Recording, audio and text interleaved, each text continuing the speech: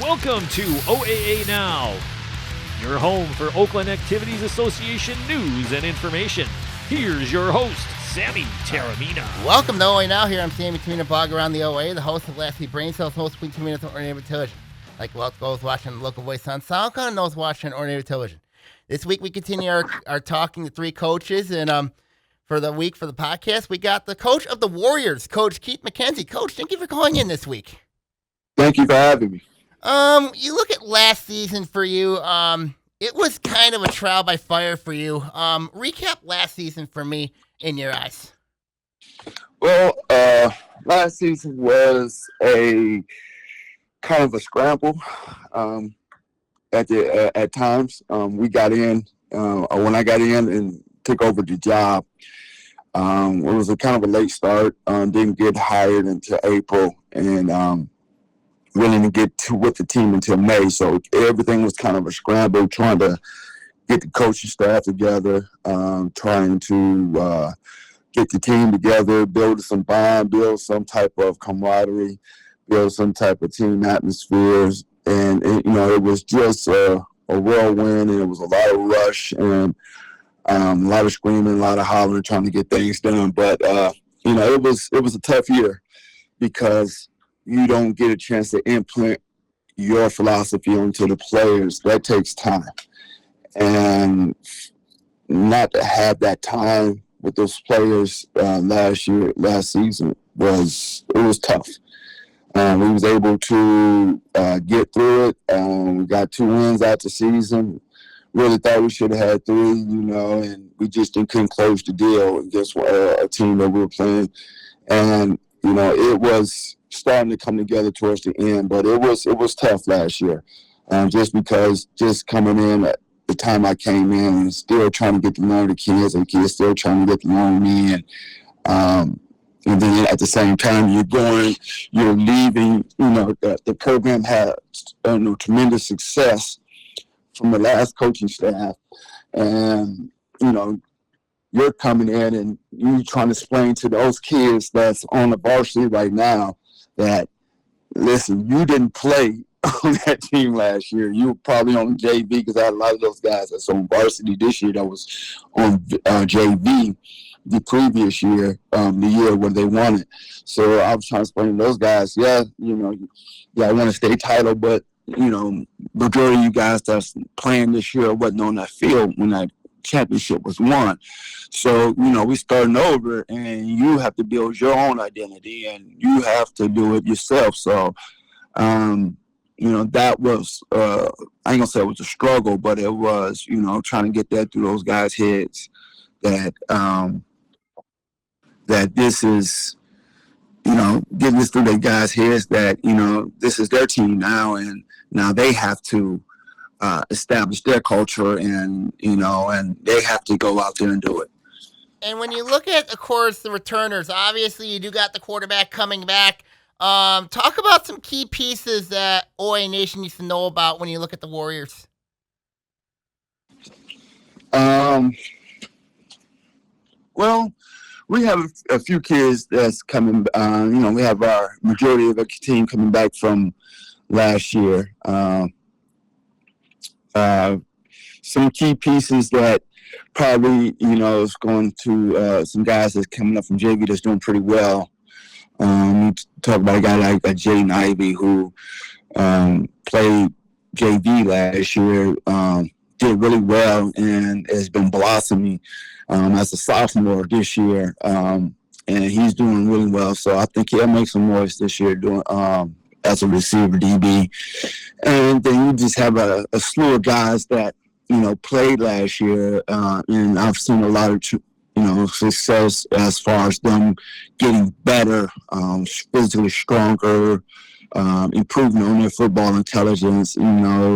Guys like Torian Davis, and who was a sophomore last year, who will be a junior this year, and guys like a J.B. Richmond, who's gotten stronger, and his mindset has changed for a big guy that was a O-lineman that, he struggled a little bit. So, this year he's stepped to the forefront, and he's playing really well. And then, guys just trying to get the consistency in some of the guys that played last year. Still working on consistency with our quarterback and running back and stuff. But we have a good group of guys coming back, and I'm excited about how these guys off-season went and how they performed in the off-season. And, as we're starting to gel as a team and come together and they're buying into my philosophy, it's really exciting to see that right now. Talk about X factors. I mean, obviously, you look at X factors. Talk about that OA Nation needs to know about, somebody that OA Nation needs to know about. I really can't sit there and say that right now who's our X factor or whatever. I think the biggest deal is guys just got to go out and shoot what they can do. Guys got to prove. I think everybody has something to prove. I don't know who's going to step up and who's going to blossom and shock a lot of people. That's going to be determined on the football field. But it's a lot of guys that's doing really well, and really can't say it's no X factor. I don't have any special kids that's transferred in or some top notch 8th grader that's coming to our school that become that's coming to join the team. So I don't have anything like that going on. We just got a lot of hard work and grind that we've been putting in, and just trying to improve on the guys that's here. Let's look at your schedule. I mean, your schedule is very interesting. I mean, I've looked at it many times. You guys are in the white this year. Of course, you got Stony Creek, Harper Woods, Rochester, also in there as well, and Grove's also in there as well. But your non-conference is really interesting. You guys open up the year with East Kentwood, and then you got to play Lowell in there. So how did those 2 games come up for you guys? Well, I knew Coach Spence from my days of recruiting, and he was a Wayne State alum, and I was coaching at Wayne, so we built a relationship there. And when he took over at East Kentwood, I know the area, I know the school, and I knew it was going to be a good challenge for us. So he called me up, asked me, do we have a week 1? And I'm like, well, we're better at the game to start off a week 1 is go after somebody that's, a giant in the state. And he's going to let us know where we stand. That's one of the things for the guys, and they understand our schedule. And that's what I'm trying to put out to anybody that comes and want to be a part of Southfield football, man.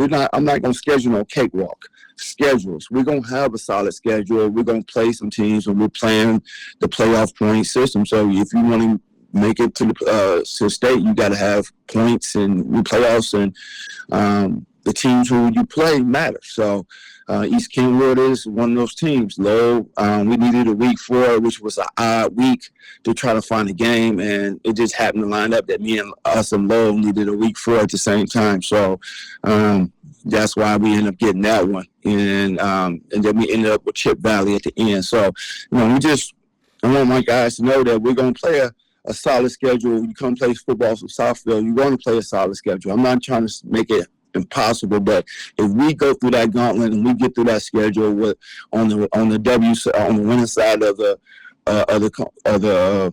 the standings and have a great record after going through that, then we'll be battle tested and ready for the playoffs. That's how I look at it.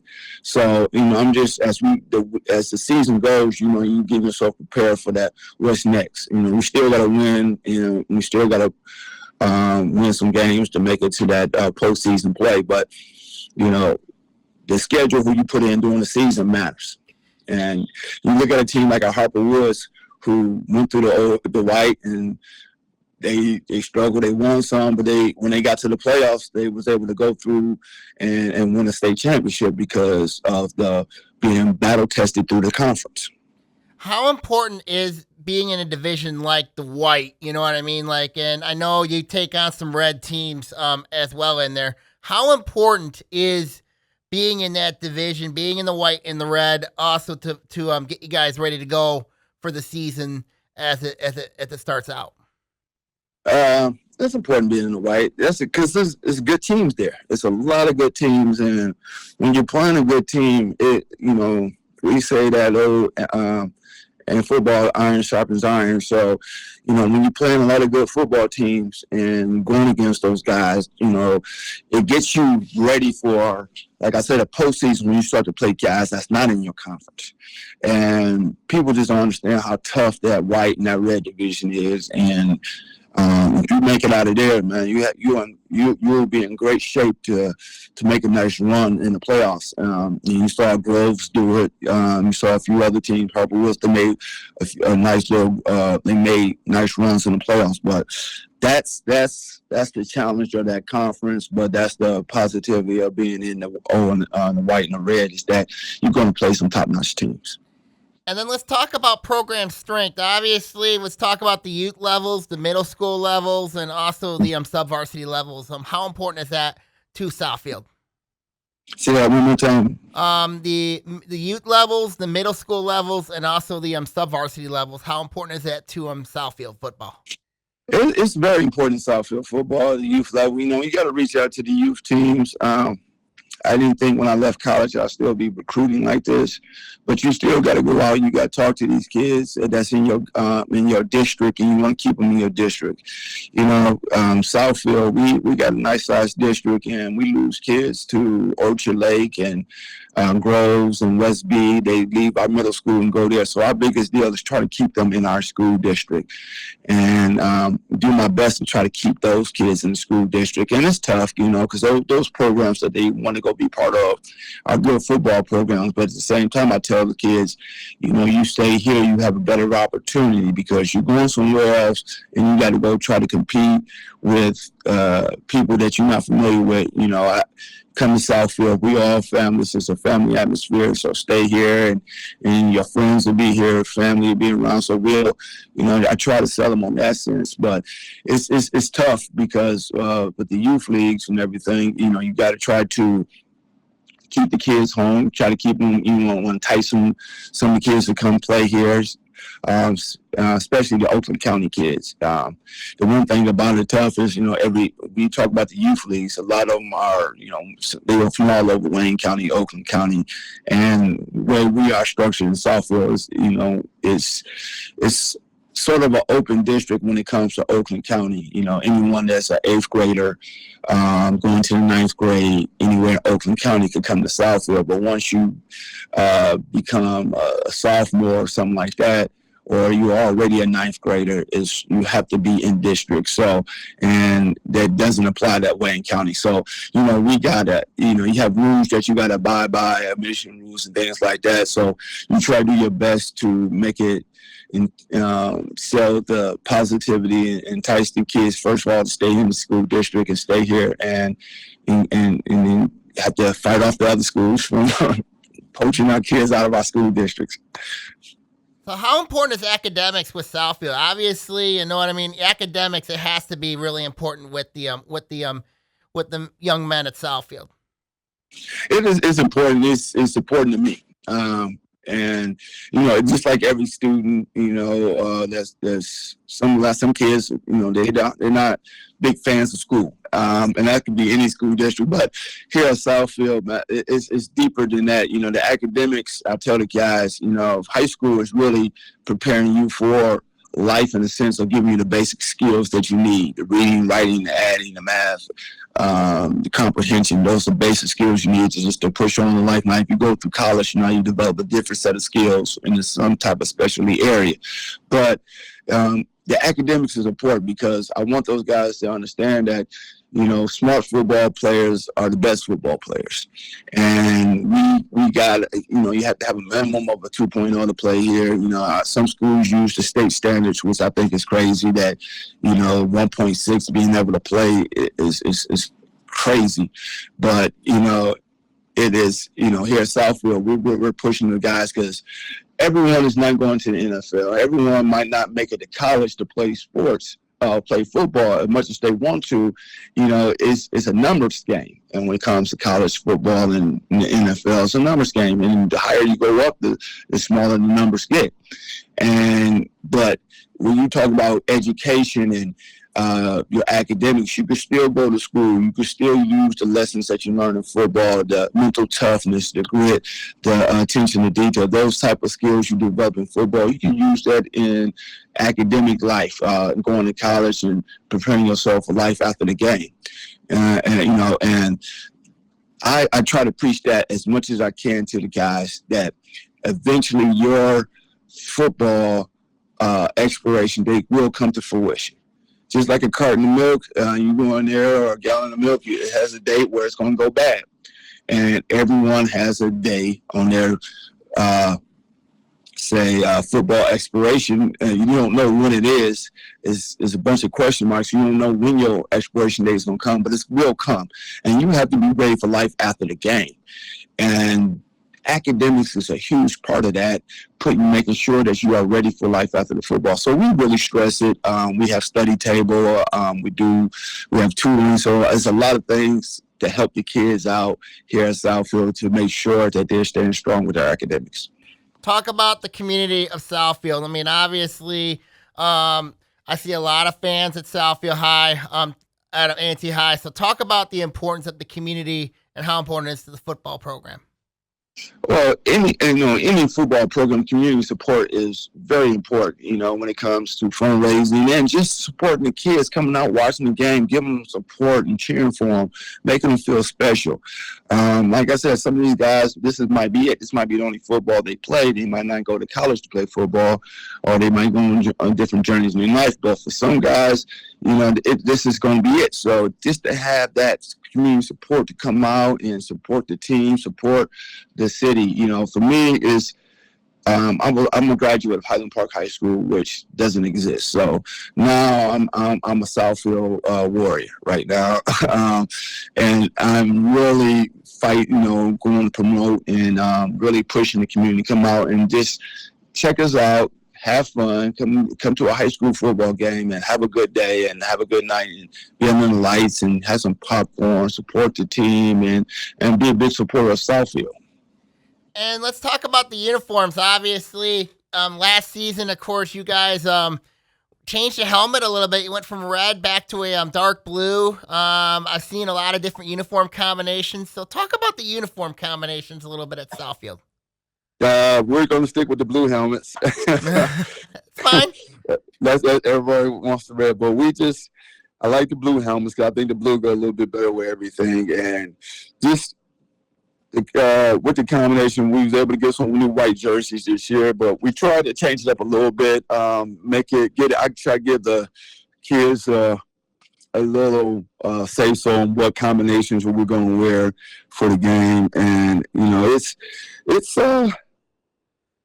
when you don't, it's not like we're Oregon and we got multiple uniforms. Yeah, I know about that.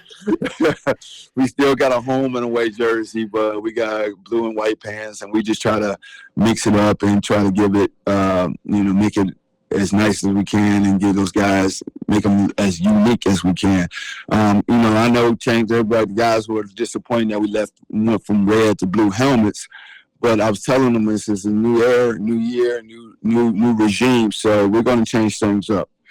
We could win a championship with blue helmets. Yeah. And then, do you have a mantra this year, a theme this year for A&T football? Do you have like a theme that you guys have? Because I know a lot of teams around the OAA have themes. So do you guys have a theme this year for A&T? Yeah, our theme is one mind, one mission. That's our mindset. We got everybody's gonna have the same mindset going out, want to be a dominant football player, being mentally ready, being physically ready, one mind and one mission. The mission is, I tell those guys, the mission is to go to the state championship. So the mission will never change every year. We want to go to Ford Field. That's the mission. So, one mind, what's the mission? It's a whole lot into a mission. You got the start, you got the beginning, and you got the end of a mission. And right now we're getting ready for the last couple of phases of our mission. We had to start, we've been in the weight room since December. And we've been going strong 5 days a week, working out.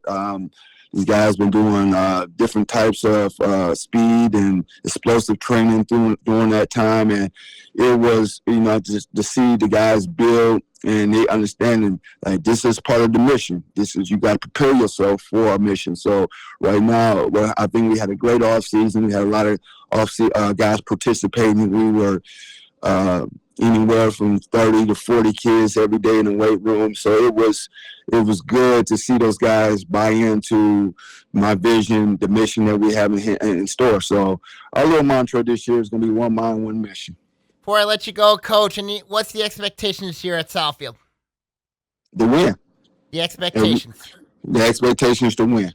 All right. The expectation is to go out and win by any means necessary. If we got to grind it out, we'll grind it out. If we got to, run the score up, we'll run the score up. Whatever we got to do to win the game, that's our goal for this year. And we just want to go win as many games as we can and see what happens at the end.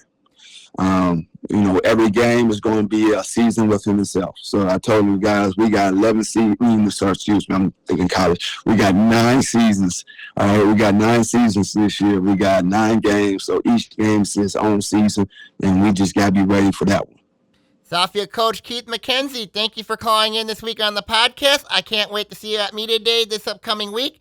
Take care and God bless. You too. Take care. Thank you. So that was Southfield coach Keith McKenzie here. When I look at the Warriors this year, they got a lot to bounce back. This could be a very interesting team to keep an eye on in the white. So it'll be very interesting to see how the Warriors do this upcoming season. So it'll be very interesting to see how it goes with them. So we'll see what happens. All right, now when we come back, we're going to talk to the coach of the Ferndale Eagles, new coach Donovan Jackson, here on the podcast. Welcome back to OAA Now. Here I'm Sammy Termina. Here we got the new coach of the Eagles, Coach Donovan Jackson. Thank you for calling in this week here on the podcast. No, I appreciate you. Definitely, thank you for having me.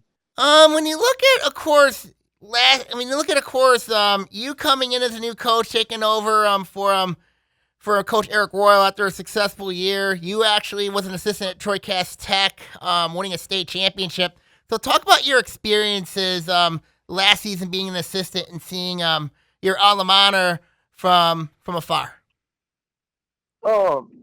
Basically, honestly, man, it was a pleasure to coach at Cass Tech last year. I learned a lot of great things offensively, defensively, and just as far as a coach go, how to run a program at a high level. Even though I played Division I football, I played some professional football, but just being a coach up under Coach Marvin Russian and Cuddy Robinson took me to an extreme another level. And I'm just looking to bring that on to Ferndale. When you look at, of course, Ferndale last season, this team had a lot of success. Making the playoffs, winning, finishing second in the gold. Talk about recapping last season when you saw Ferndale, even though you weren't coaching the program. Yeah, Ferndale is always home for me. I actually attended Ferndale myself. Ferndale has always been known for, winning in the OAA Gold. They did a very great job last year. They was very senior heavy. I think they want to say 22 seniors. It was a great senior class. Those freshmen stayed together all the way to the senior year. Coach Eric Royal did a phenomenal job at keeping them together, keeping them dialed in, and they dialed it up last year. And they had a phenomenal season, so I was just excited for them. But, it was a pleasure to watch them, and especially while I was on my journey as well. I've always been a big fan of Ferndale. And then when you look at Ferndale, based on the postseason, people ask me about Ferndale when it comes to the playoffs. Why are they in Division II? So, Coach, I'm going to let you explain to our viewers why Ferndale's in D2 for the playoffs every year. Man, that's a question I got myself, but I just take it how it comes. If we Division II, let's do it. We Division II, let's go win Division II. So I kind of question this myself a little bit as well, but we're a smaller school. But we have a connecting school, University of Ferndale as well. So those students get an opportunity to play at Ferndale High School, and that's why they put us to Division II. But our numbers, we probably one of the smallest Division II teams there is. Like the team last year, Ferndale football had about 30 players on the team. That's crazy for a Division II football team. It is, but they do combine them. They combine the kids there from Ferndale and Ferndale U, and then when you add them up, that puts you guys in that Division II threshold. Yeah, definitely. Let's look at the team that you have. I mean, obviously, you look at this team, you guys lost a lot of experience last year, but you do got some proven players coming back. So I want you to break down some players that OA Nation needs to know about. Let's start with the offensive side of the football. Your quarterback situation. I mean, that's gonna be something to really watch for. You got a new quarterback coming in there, learning a new scheme, new system. Yeah. So basically, I'm gonna stay silent about my players, and I'm gonna let they play speak. So just continue to play a close eye on Ferndale. We got some playmakers that's gonna make some really big plays this year. So I'm just gonna stay silent on names, and I'm gonna just let them do the work and let their work do the talking. Kind of right there. Yeah, we lost a lot of seniors. I'm looking to play young. I'm excited about building young as well. These freshmen, I'm looking to win a state championship with these freshmen, so they're gonna be very talented. So I'm just looking to play young, build young, and build a great program. And then let's look at the schedule. I mean, like your schedule, I'm looking especially at those final 3 weeks of the season. You guys are playing 3 Wayne County teams. You guys got River Rouge on their week 7, Harper Woods week 8, Detroit Renaissance week 9. I'm going like, oh boy. So I'm thinking to myself, that's not an easy slate when you look at it. River Rouge got a new coach in Jermaine Crowell. Harper Woods, we know, has got Coach O. And then Detroit Renaissance is one of those perennial teams in Wayne County. So, talk about your schedule a little bit. Let's start with the non-conference a little bit. Yeah, so basically, man, our schedule going into the playoffs, in order to be the best, we got to play the best. And that's just what, I'm hammering in our team's head. So we go against 2 teams that potentially can be state champions. River Rouge could come out on top in Division III at any moment of time. This year, next year, or the year after that. Harper Woods is my favorites for Division IV this year. So when you look at our schedule, we got 2 potential state champions back to back.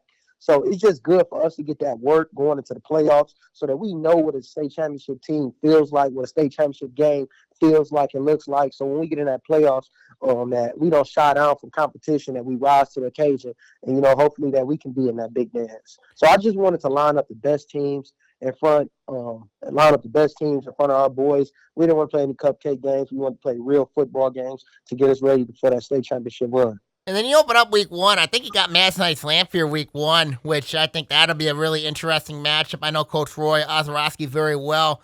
Talk about that week 1 matchup you guys open up with. I think Lanphier is coached at a high level. I got a chance to check them out a little bit. They're coached at a high level. They're fundamentally sound.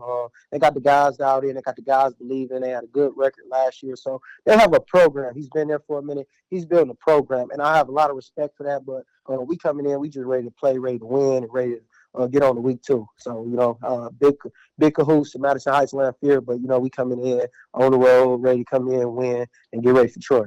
And let's talk about, and then week 2, you guys get Troy, obviously. I mean, Troy lost a lot of talent last year. So talk about what the Colts bring in your eyes. We ain't going to play a football game, obviously. Don't come in and play a football game. So I'm just looking to let them do what they do. We going to execute on our end. So, I haven't really seen too much on Troy. I'm not really even looking down the line too much at Troy. My eyes and my mindset right now is on Madison Heights Lanphier. I want to get that job done, then I'll get to Troy. And then let's talk the division. I mean, like you guys are in the gold.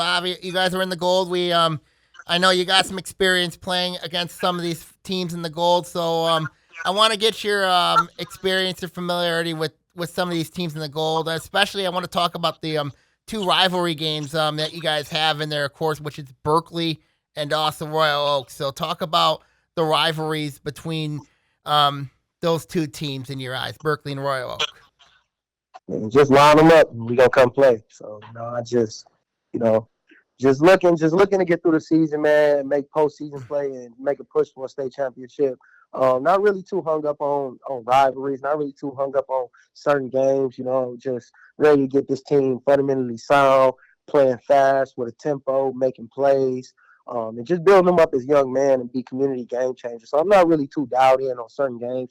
Like each week, whoever it is, Berkeley line up, we'll play. We're going to give y'all our best. Royal Oak line up, play. We're going to give y'all our best. We just ready to play.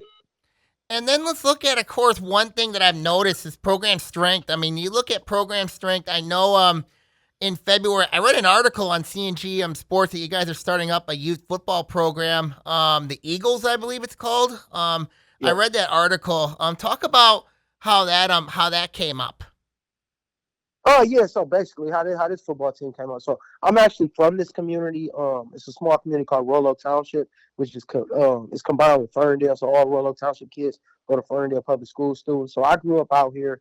And it wasn't a lot of opportunity for kids coming out of Royal Township, and that's where I'm from. So we went out, and I'm also the director of Parks and Recreation in Royal Township as well. So I deal with the youth a lot in our community, and one thing that I noticed that our kids they don't have a fair opportunity. They don't have.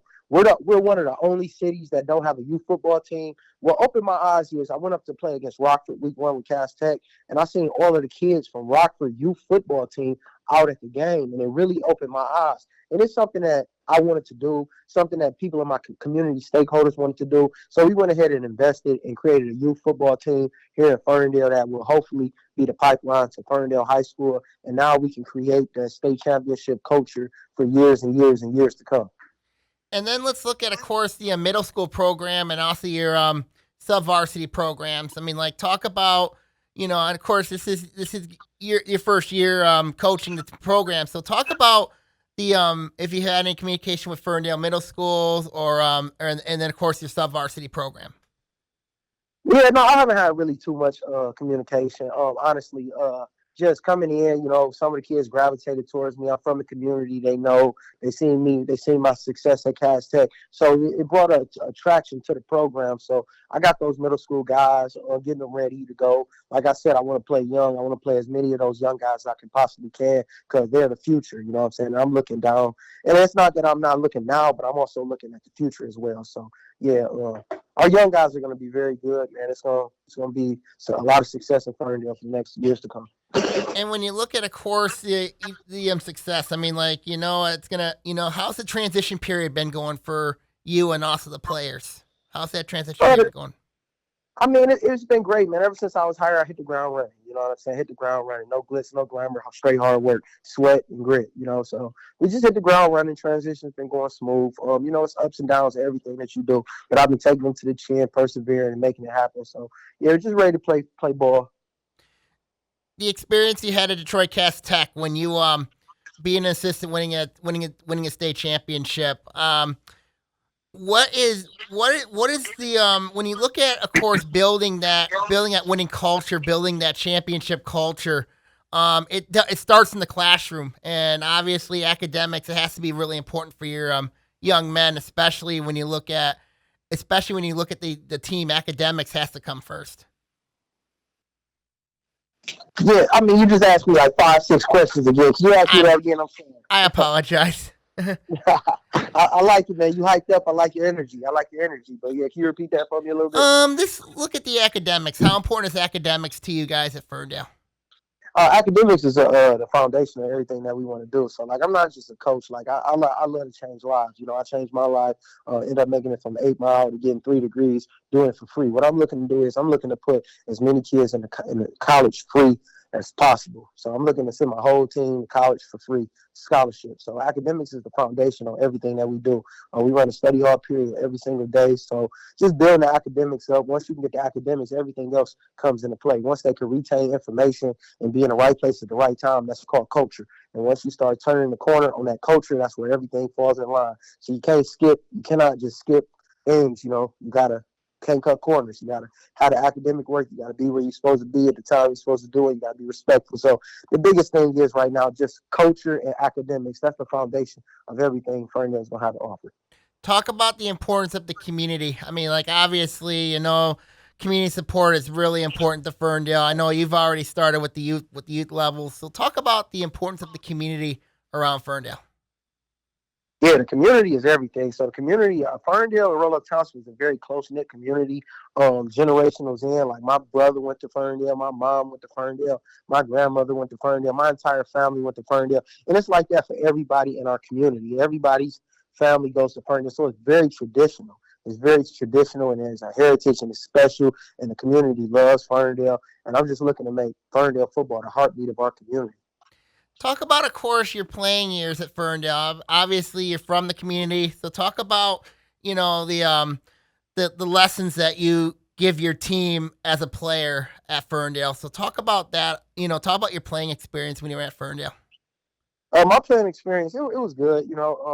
We were okay. We were a 5-4 football team. I ended up transferring to Detroit Loyola, where we won a Catholic League championship. So I didn't spend that much time at Ferndale. I spent my 9th through 11th grade year at Ferndale, transferred my senior year. Of course, when you look at what was your position when you played at Ferndale? I was a running back, wide receiver, kick returner, and defensive back. And and obviously you look at the history of Ferndale football, of course. We know the rivalries. With the rivalries. Talk about, when you look at the postseason and, when you look at, of course, possibly seeing some of those teams in Division II. So talk about, when you get to the postseason, playing against teams like in Orchard Lake St. Mary's, or playing like a Groves, playing like a North Farmington or a Farmington in the first round. Talk about, that playoff perseveration. Obviously you look at, playing those type of teams in the first round. How are you going to get you guys prepared, to play those type of teams? Every team has a weakness. Every team has a weakness. And with their weakness, we're going to find it and we're going to exploit it. That's always the goal. We're going to find your weakness and we're going to exploit it. So every team is sound. All those teams you name are very fundamentally sound, coached up at a high level. You know what I'm saying? Players execute, but every team has a weakness, and my job is to find that weakness and exploit it. And when, of course, you look at you're going to be playing schools that are going to be bigger than you guys, but you've always known, you always love to take a challenge. Absolutely. And that's why our regular season schedule is so tough for teams like that. Like Orchard Lake St. Mary's team is very similar. It's going to be very similar to a River Rouge team and a Harper Woods team. So, Harper Woods retaining a lot of talent. They have some of the top talent in not just Detroit, but in the world. So, just exposing our kids to that tough regular season schedule that we got. That was the purpose behind everything that was done, so that when we get in that postseason and we see teams like Orchard Lake St. Mary's or Walled Lake Western, those are the teams that, honestly, I would be looking out for in Division II for us to play. Those would be my top 2 teams. And when you look at, of course, that schedule, obviously playing a team like Madison Lights Lamphere and then that 3-week Wayne County Gauntlet, that is going to be really, really daunting, really challenging.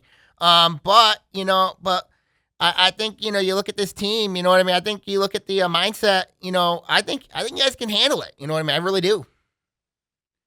Mm-hmm. Let's look at the jerseys. Obviously you got new football. Obviously I'm talking about the jerseys. Obviously the last few years, I've noticed with Ferndale, a brown helmet with the with brown uniforms, white uniforms. So talk about the jerseys. Yeah, so we switching the look a little bit. I'm gonna just stay a little bit silent. I'm just gonna let people kind of see how we coming a little bit. But yeah, we switching things up a little bit. Next year it'll be switched up even more. So just looking for a better look. You look good, you feel good, you play good. You play good, they pay good. So just going with that mindset. So just spicing us up a little bit. Before I let you go, Coach, what is your expectation this year at Ferndale? Play OAA champions, OAA champions, district champions, and make a run for a state championship. Ferndale coach Donovan Jackson, thank you for calling in this week here on the podcast. I will see you at Media Day. All right, I'll see you soon. Yep, take care, Coach. So when I look at Ferndale this year, keeping everything, and I get it. But you look at this team this year, I got some concerns. Obviously, you look at with the quarterback's an interesting one. I think the schedule could be really interesting. Ferndale, they could surprise some people. I think they could really, really surprise some people, make some noise. I think it'll be interesting to see what the Eagles have this year, and I think they're going to be a team that could be really dangerous as we head into the season. So we'll see what happens going forward. All right, now when we come back, we're going to talk to Rochester Adams coach Tony Petrino here on the podcast.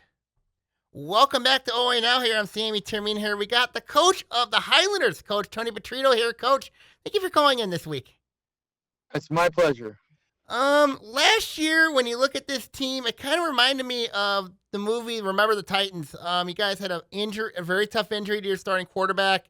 Bonded together, had a deep playoff run. Talk about last year for me, please. Sure. You kind of nailed it on the head.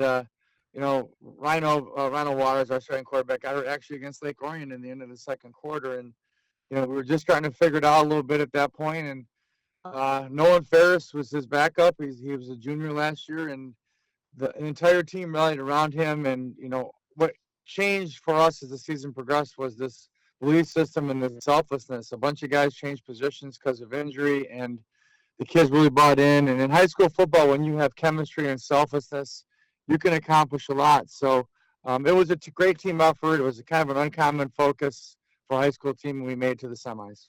And when you look at last year's team, I know you had some big wins. Obviously, the New Baltimore Anchor Bay game, that one in Week 9, I will never forget that one. And then you had that playoff run against when you knocked off Stony Creek, Clarkston, and Grand Blanc. Talk about, obviously that game against New Baltimore Anchor Bay where, kind of like, that was a road game, a hostile environment. You guys found a way and won that game. Listen, the MAC Red, and this isn't going to sound terrible, I think it's the second best conference in the state right behind the OAA Red. And those guys all know how to play. And they're a well-coached team. They're passionate. They're trying to get in the playoffs. I think they had one of the best receivers I saw all year playing there, and they have great coaches. And, we blew a lead in the second half and managed to hold on and have the courage to win in overtime. And that was a great leaping off spot for the playoffs because no matter what in Division I, when you play someone in the playoffs, they're going to be good. And when you look at, of course, that playoff run you had, I mean, like knocking off Stony Creek is an up-and-coming, improving team. Clarkston, I mean, like, I still can't believe you guys won that one 41-0. I still can't believe that one. And then Grand Blanc, you knocked off a really good quarterback. When you look at those three games, I mean, like, talk about, that bond that you guys had in making that incredible run. Well, you said it, and it was the bond. It was the selflessness of that group. And, I have mad respect for Coach Powell and for the guys at Clarkston and the team at Grand Blanc. Those are three really good football teams. And sometimes momentum is your friend and sometimes it's not. So, we played at home. We got some breaks, especially in the Clarkston game. And our kids really had a singular focus because they wanted to prove to everyone they belonged where they were. And it's when you're playing with a chip on your shoulder like that and you're trying to earn the respect of your opponent, sometimes you really excel. And I think that especially against Clarkston, that was the case because they've had our number in the playoffs and they've done a great job against us. So we were pretty motivated. The Grand Blanc game was incredible. I mean, they only ran the ball 4 times. Coach Profano, our defense coordinator, had a great game plan. He kept everything underneath. Their quarterback is really, really good. He's back again this year, by the way. They had some great receivers.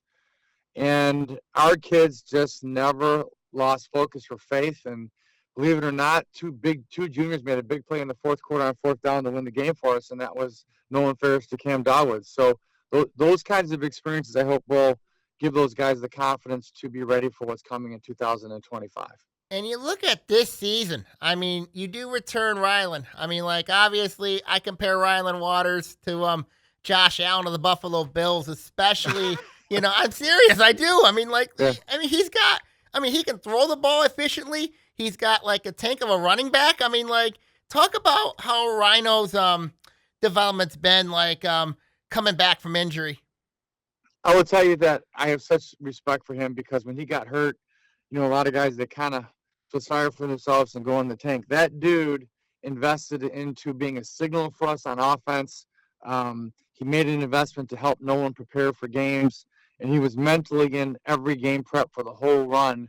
And that was a long run for him not to play. And for a great athlete like him, it's frustrating, I'm sure, to not play. So he's very motivated by that. And I think that his physical gifts of being 6'3", 225, and his desire to want to be a great teammate make him a special player. And because we have so much faith in Nolan and his backup, Brady Lindstrom, who's going to be a junior, we feel comfortable playing Rhino on defense. So he's going to play some defense this year, and we're hoping on both sides of the ball, he's going to lead us to success.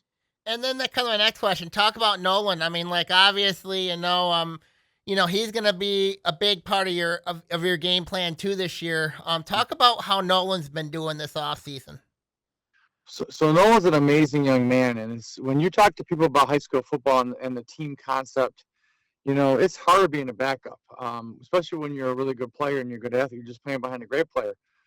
Josh Rennell, who played for us back in 2007, spoke to our team during camp last week, and he was at a special conference out west in Stanford, and Steve Young spoke about the mindset of a backup because he played behind Joe Montana, and he had a kind of a victim's mentality for a while, and then he ended up figuring out, I need to be the best backup I can be. So we can learn from that, I think, as coaches and as players, that you never know when your number is going to be called. I think that Nolan and what he did for us is a great example of the ultimate team concept, which we really emphasize at Adams. And I think he's going to have a lot of fun playing this year. And whether he's playing quarterback in certain situations, or if he's playing slot, or if he's playing outside backer, he's an important part of our future. And let's look at this. Let's look at your 2025 outlook. Obviously, the offensive side of the ball.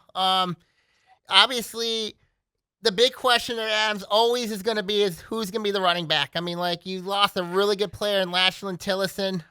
Talk about, how is that rushing attack going to look? And I looked at your program strength, and I know you had a really good sophomore, a really good freshman who's now a sophomore. Talk about your rushing attack.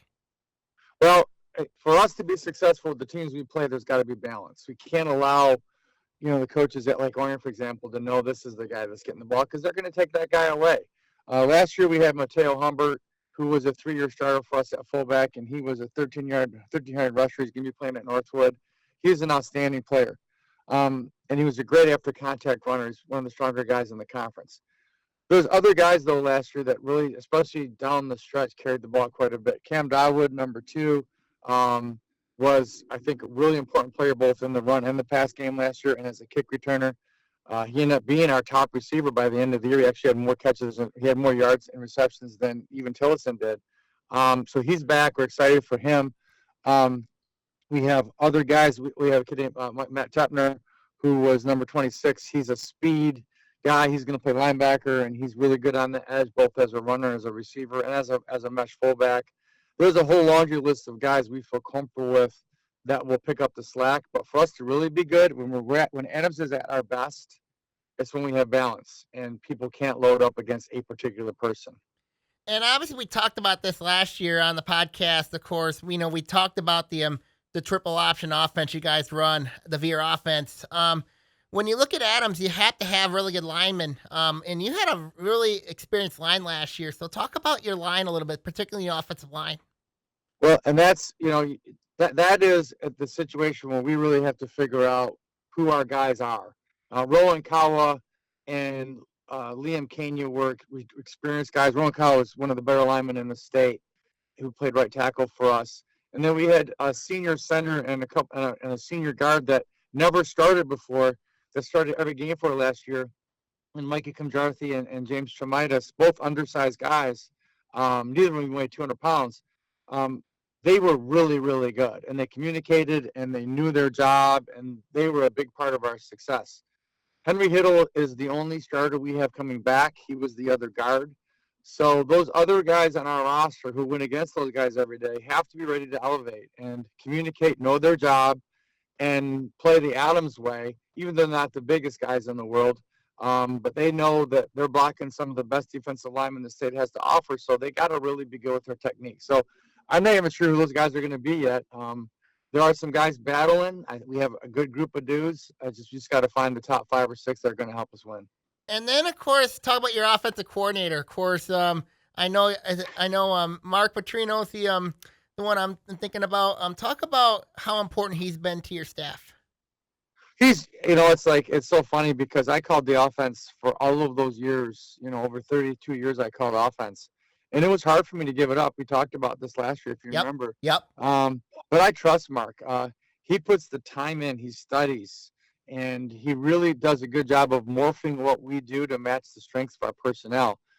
He had completely had to change our mindset and our scheme after the Lake Orion game last year because we didn't have Rhino anymore. We had a different style of quarterback.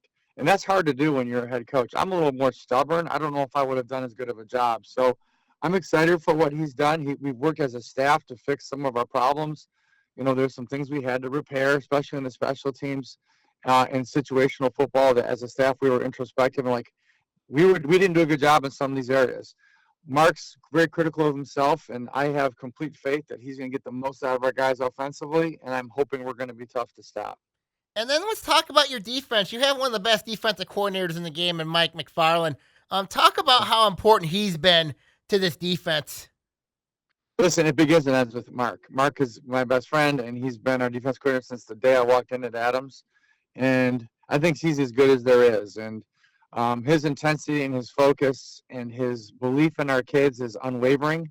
He never has an off day where he's not getting the most out of our kids. And, football is about passion and being precise, knowing your job and leveraging the football and putting it down. We're playing against great players.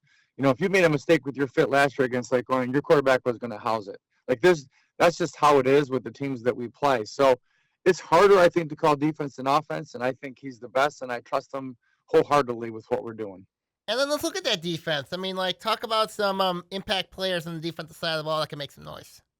Well, what's really good is our leading tackler is back. Dominic Bakari was one of our linebackers last year. When your leading tackler comes back, the captain of your defense, that really helps. Starting defensive end, Drew Szymanski is back, and he was a really good player, and I'm excited to have him back for another year. Cam Dawood and Jesse Giaddis are both our starting safeties are back, which is great. Matt Tepner, one of our linebackers, is going to be back.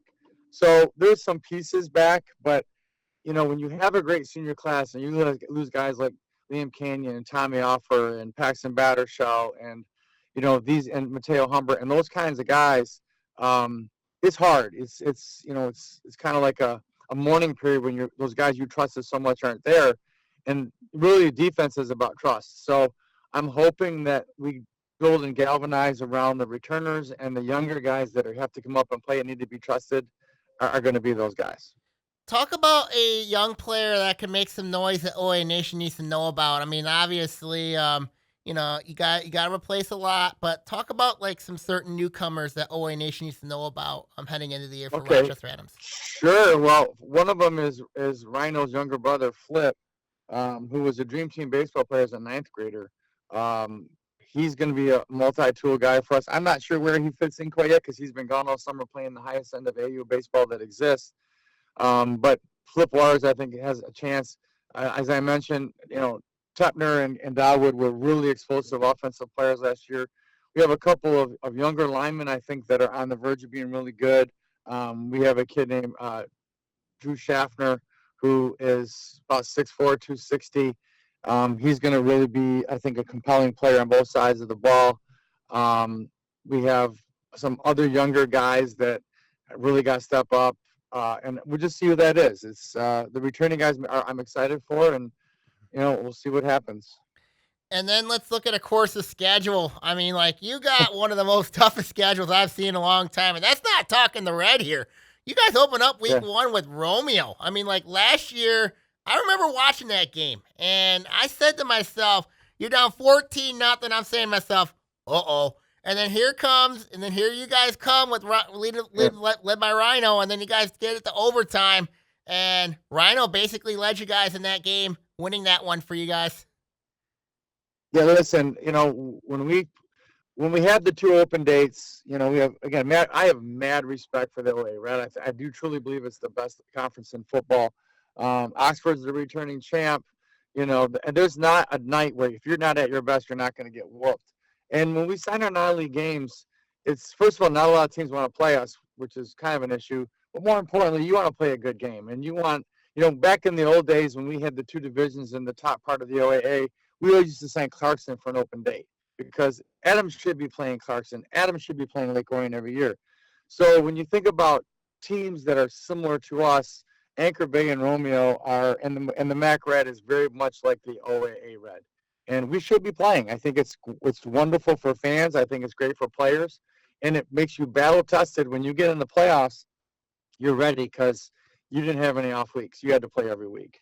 Talk about also, you guys get to play your city rivals, Stony Creek and Rochester. We're gonna start with Rochester first. What is your thoughts when you look at playing week 2, going up against Rochester and going up against Coach Vernon? It's like again, those guys are great guys. I've known them for a long, long time. It's hard. It's really, really hard for us because we know that a lot of their season is predicated on whether or not they beat us or not. So we know that without question, we're going to get Rochester's absolute best scheme and their best effort. They know us so well. We've played every year forever, so they know what we're doing, kind of deal. So there's a familiarity that makes it a very challenging game. And there's a lot of passion on the line. The same is true with Stony. Like the rivalry is the rivalry. There's mutual respect, I think, from all three programs. At least I hope I have it for them.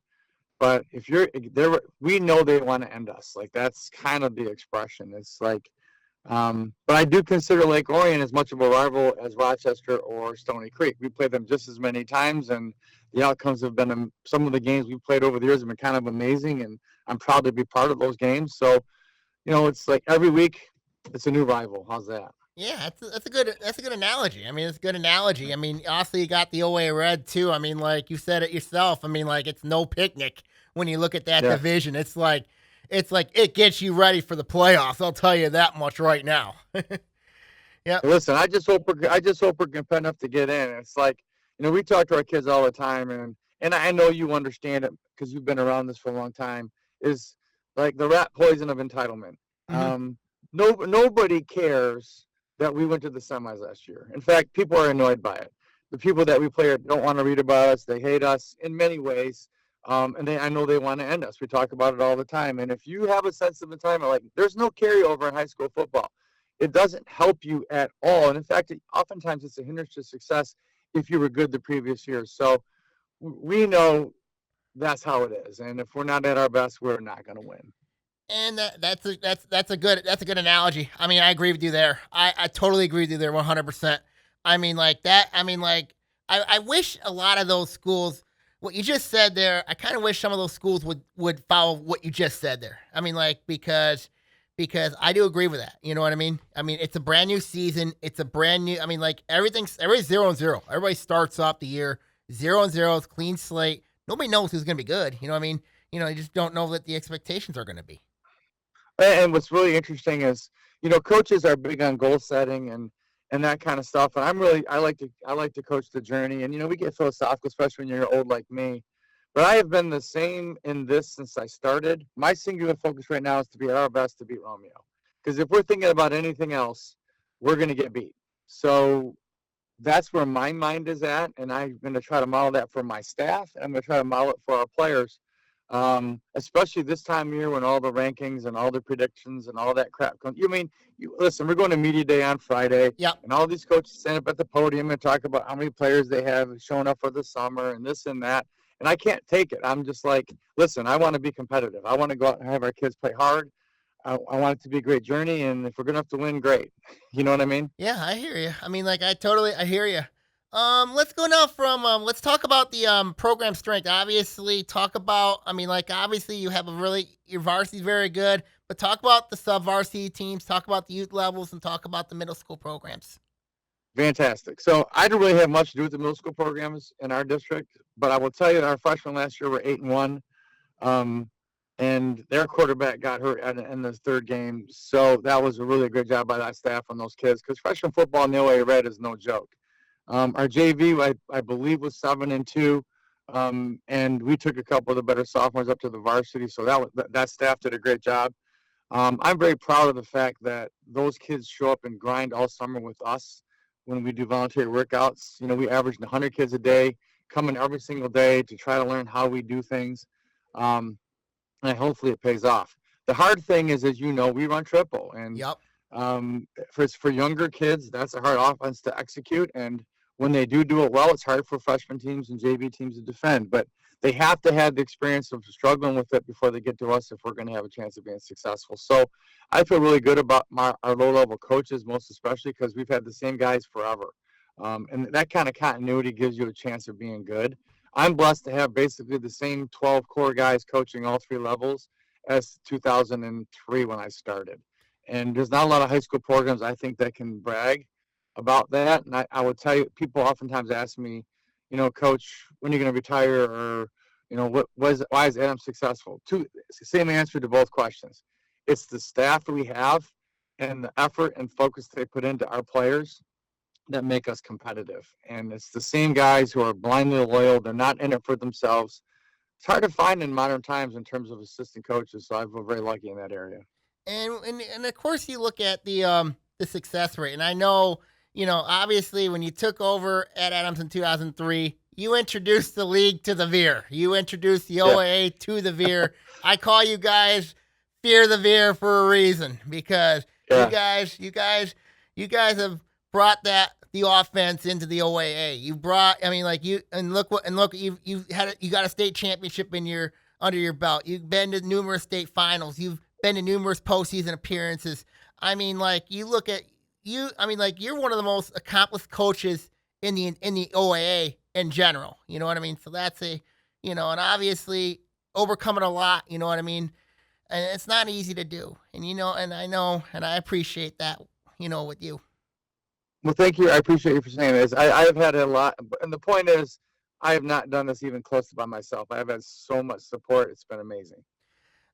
Let's talk about, of course, the academic side of things. Obviously, at Adams, Rochester School is one of the best academics in the state. So, talk about how important academics is to you guys.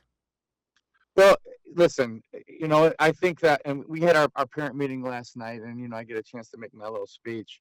It's really about the overall development of these young men. I oftentimes, now that I've been around a while, I kind of say what I think, and I don't worry about it anymore. People always talk about this new generation of kids, how they're different. They're not. Parents are different. Kids want discipline. They want to be coached. They want to be challenged, and they want to be great. And you got to give them that opportunity. And that means not only on the football field, but like you said, in the classroom, and also in terms of character. And how do you talk to girls? How do you talk at parties? How are you acting in society? Because that's what defines you, is how you act and who you are and where you are at that time. So for us, it's a huge priority. Adams has a very competitive academic environment across the board for all of our students. So that's kind of innate in the culture of our building and our building leadership. It starts with our principal and works all the way down through all of our teachers. So I'm a proud part of that whole process. And then obviously let's talk about the community of Adams. Obviously, you look at the student section there, the Gold Rush. You look at the talk about the impact of the community for Rochester Adams athletics. Yeah, and that's all part of the journey, and it's so special. And I always talk to kids about being truly appreciative, because that whole experience for our kids, and listen, Lake Orion, we go play there last year. It's kind of an amazing crowd. Like, that was an awesome experience especially because they beat us. But there's 5,000 people there cheering high school kids on. And how great is that? Like, it's such a unique thing in American culture, high school football. And it can be really galvanizing. And I talk to our administration all the time. I honestly believe how your football team is and how they act oftentimes sets the tone for the whole school year. So that's kind of like pressure on kids. But I think pressure is a wonderful thing. Our motto for this season is the privilege of pressure, POP, because it matters what you do. It matters how you do it. And some people run away from it. I want you to embrace the fact that you're in the arena. You have this pressure on you because of this standard and this expectation. Don't hide from it. Embrace it and use it as a motivation to be a better person. And that was my next question. The mantra of Adams, you said it yourself. How did you guys come up with that? What POP? I have a good friend who's actually the clock keeper at Rochester High, Dr. Mike Williams. He's been my friend forever. We played college ball against each other. He was at Albion. And we work out every now and again. And he and I always, older dudes, as we call each other, talk philosophy and talk about excellence and what we have to do in terms of commitment for young people. And he's constantly sending me stuff. And he actually sent me something, and it made complete sense because of where we are and what season we're coming off of. I'm not going to hide from the fact that people think we're going to be good. But it doesn't mean we are. So it's kind of all happens organically. Each year something hits me. Sometimes it's a TV show. Sometimes it's a movie. Like, over the last 35 years when I come up with these mottos, it's kind of like God's will. It just kind of dawns on me, and then if it fits, we go with it, and it's up to the kids to fulfill it. And of course, and I mentioned it last year with you guys. Obviously, kind of remind me of the movie. Return of the Titans. Yeah. Just everything that you guys went through. You look at, and I remember that team last year. When you look at that team, but when you look at this Adams team, you look at this Adams team, and everybody's gonna look at you guys this year as more of the hunted and not the hunters this year. That's 100% accurate, which is the whole reason why POP makes sense. I don't necessarily look at it that way. One of the most uncomfortable things I'm asked to do every year is to fill out that preseason poll at the media day. Like, I don't know. I've never been to Lake Orion's practice. I know they're going to be really good, and they're going to probably try to whoop our ass. So it's like, I have a hard time with that. I don't think in my entire career I've ever picked us to win the OAA Red. And that's not false humility. Some people call me Lou Holtz, all that kind of stuff. But no, reality, I don't know, man. It is what it is. I think we are going to be the hunted. I'm not going to hide from it, but we are going to approach the season as underdogs, as coaches. How's that? That's a good analogy. That's a really good analogy. And obviously, you look at what preseason polls. You've got to look at you say, you know what? Just throw the preseason stuff out the window. We're just Adams. That's how you approach it. If you're like a media. Like, that's what you say, you know what I mean? That's usually what you say, just say, we don't know what's going to happen. We don't know what to expect. Because last year, nobody expected Oxford to win the Red last year. You know what I mean? And correct. Yeah, and then, so sometimes with media polls and all that, they just don't matter. I mean, like, they just don't matter. Mm-hmm. That's the most accurate thing I've ever heard. That's 100% true. And then, let's talk about the uniforms. I mean, like, obviously, you guys. Yeah. That's funny. Yeah. Go ahead. The uniforms, you guys last year, you kind of like surprised me with these. You surprised me with the look. I mean, like, last few years, you guys went with the script Adams. Yeah. And then you got me with the RA, and then you got the script Adams. And then the jerseys, you got an all white set, an all brown set, an all gray set, and all yellow set. So talk about the uniforms for me, please. Okay. First of all, that's got nothing to do with me. I know. However, I will tell you that, like, my son and some of the other younger coaches are more in tune with what the kids want, and I want the kids to be happy, and I want the expression "look good, feel good, play good" kind of thing. I'm an old school Joe Paterno, Penn State plain uniform kind of guy. But I've taken a step back in that area. But the state has come down and said we cannot wear the golds anymore. It's now illegal. Why? Because Clarkson also has alternative golds. They can't wear theirs either. Wait. It has to be 70% of your dark color or gray. You can't wear it at home anymore. Wait a minute. So we can't wear the golds anymore. You can't wear the golds anymore? What the heck? I mean, like, it's crazy. Our kids are not happy because we love those uniforms and we wore them a lot. I know. We do have the alternative charcoals. We have the road whites, which I really like, and then we have this year for the first time we're going to have brown on brown uniforms. So we've never done that. So we'll have another new look for you this year to try to surprise you. Lake Orion is coming to Adams, so you'll see those brown uniforms, or we'll be in the grays. I'm not sure yet. You know what I always liked? You know what I mean? When I played against you back in 04 and 05, you guys a couple of years ago, I remember you had the brown top, the white pants, but I also remember Adams always going with the brown top and the yellow pants. I mean, like, the traditional Adams. I mean, like, so when I look at Adams, I always think about the classic brown on yellow approach, but you guys have done a really nice job with the uniform combination. I'm really, really happy about that, I think the kids are happy, but I don't really care, but the kids are happy about it, which is all that matters. Yeah, it's all that matters, Before I let you go, Coach, what is your expectations this year for Rochester Adams this upcoming season? Well, okay, it's probably the same answer I give every year when I talk to you, but our expectation is we're going to work really, really hard, and we're going to do our very best to be competitive in every game and give our opponents, hopefully, a great effort. So if they win, they can feel good about themselves. They beat a good team that played hard, and if they lose, they know they lost to a team that was doing things the right way and really got after it.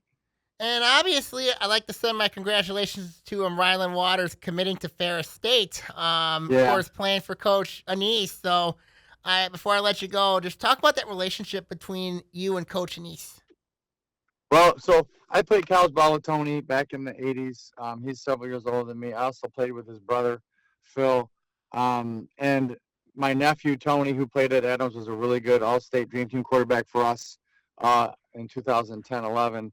You might remember Tony. Yep. They know how to win. What they've done at Ferris is unprecedented. 3 national championships. There's 2 Adams kids playing there still. Tim and Bob Anderson are playing again this year. There'll be 2 stalwarts on the offensive line. So we have a connection with Ferris in so many ways. We go to team camp every year, and Coach Anise runs the camp, and so our kids get to know him pretty well. So I think it's a perfect fit. I think Rhino's a Ferris kind of guy, and I'm hoping it works out.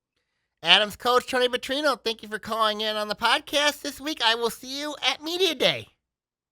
Okay, Sammy. See you Friday, buddy. Yep, you too. Bye-bye. Yeah, bye-bye. So when I look at Adams this year, they're gonna be solid. I mean, if they can get the running game and the line figured out, I think this could be a really dangerous team. But I do agree with Tony. I do agree with him.